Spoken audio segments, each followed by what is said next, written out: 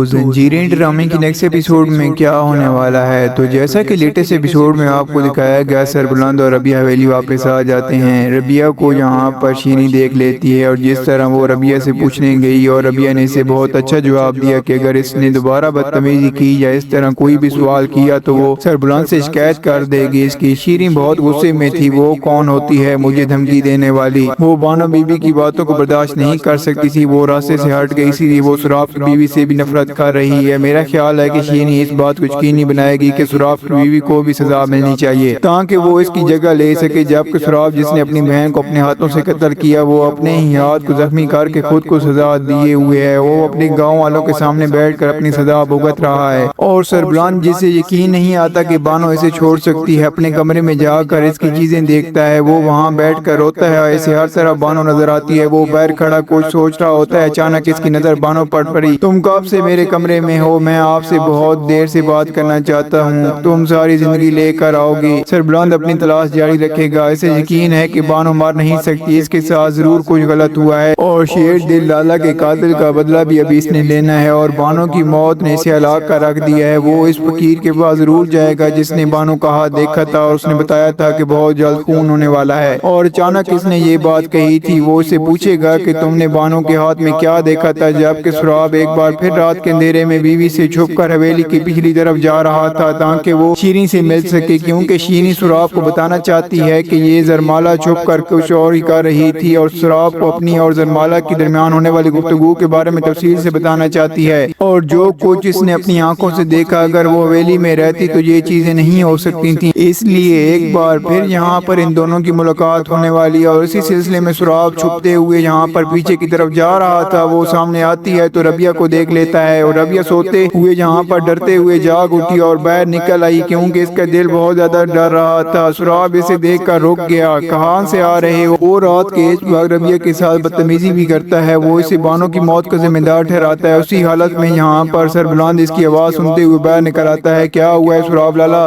آپ ایسے کیوں چلا رہے ہیں؟ سراب یہاں پر کہتا ہے کہ یہ لڑکی رات کے اس وقت تمہارے حصے میں کیا کر رہی تھی اور آپ بانو کی خودکشی کا کیا ثبوت چاہتے ہیں؟ اس کا الزام سننے کے بعد سربلند بھی اسے جواب دیتا ہے کہ لالا آپ غم میں اس قدر گم ہو گئے ہیں کہ اب تمہیں خدا ہی بچا سکتا ہے۔ سربلند کی یہ بات سن کر یہاں پر سراب کو بھی بہت زیادہ غصہ آنے لگ جاتا ہے، لیکن وہ نہیں چاہتا کہ غصے میں اس کے منہ سے کچھ بھی نہ نکلے کہ سربلند کو اس پر شک ہو جائے۔ وہ ربیہ اور سربلند کو بدنام کرنے کی کوشش کرے گا تاکہ سب کے شکوک کی تصدیق ہو جائے کہ بانو کی خودکشی کے پیچھے اس لڑکی کا ہی ہاتھ ہے، کیونکہ اس کا سربلند کے ساتھ کوئی افیئر چل رہا ہے۔ اور دوسری جانب بالآخر ترسم کی ڈرامے میں واپسی ہو ہی گئی، سب اسے بہت یاد کر رہے تھے۔ وہ اس ڈرامے کے پہلے ویلن ہیں جن کے بغیر ڈرامہ ادھورا لگتا ہے۔ زعفران خان اپنے بھتیجے کو بلا کر نہ صرف بانو کی موت کی اطلاع دیتا ہے بلکہ اسے سربلند کے بارے میں بھی بتاتا ہے کہ اسے ہمارے علاقے کی ایک لڑکی کے ساتھ دیکھا گیا ہے۔ وہ اپنے آدمی کو سربلند کے پیچھے لگاتا ہے تاکہ وہ جان سکے کہ وہ لڑکی اس کے ساتھ کون تھی، لیکن زعفران خان کے آدمی اس لڑکی کے بارے میں معلوم کرنے میں ناکام رہتے ہیں۔ اس کے دو آدمی مارے بھی جاتے ہیں، جبکہ زعفران کو بہت غصہ آتا ہے، وہ اپنے آدمی کو تھپڑ مار دیتا ہے اور اب ترسم کو واپس حویلی میں بلایا گیا۔ سربلند کا وقت ختم ہو گیا ہے، وہ بہت جلد شیر دل تک پہنچنے والا ہے۔ ترسم کو اپنے چچا کی بات سن کر کوئی شرم محسوس نہیں ہوتی۔ وہ زعفران خان ترسم کو سربلند کو قتل کرنے پر اکسا رہا ہے تاکہ وہ آغا جی کی پوری نسل کو قتل کر کے اپنی توہین کا بدلہ لے سکے۔ زعفران خان کا بھتیجا اس پر نظر رکھے ہوئے ہے، وہ اس کی بات سن رہا ہے اور سب کچھ جانتا ہے۔ میرا خیال ہے کہ وہ سربلند کو بتائے گا کہ ترسم نے شیر دل کو نہیں مارا بلکہ اس سب کے پیچھے آپ سب کا تیسرا دشمن ہے اور وہ ترسم کو بچائے گی کیونکہ وہ ترسم سے محبت کرتی ہے۔ اس لڑکی کا کردار کچھ بڑا کرنے جا رہا ہے کیونکہ ہر وقت یہ چھپ کے ان سب کی باتیں سن رہی ہوتی ہے۔ آپ اس بارے میں کیا کہتے ہیں؟ کیا یہ لڑکی یہاں پر جا کر سربلند کو ساری حقیقت بتا دے گی یا نہیں؟ اور شیر دل لالا کی موت کے پیچھے کس کا ہاتھ ہے؟ کیا ترسم نے شیر دل لالا کو قتل کیا ہے یا نہیں؟ اور کیا سراف کی حقیقت بھی سب کے سامنے آ پائے گی یا نہیں؟ اور سربلند کیا ربیہ کو بچانے کے لیے اب اس سے شادی کرنے والا ہے یا نہیں؟ تو آپ کا جو بھی فیڈ بیک کو کمنٹ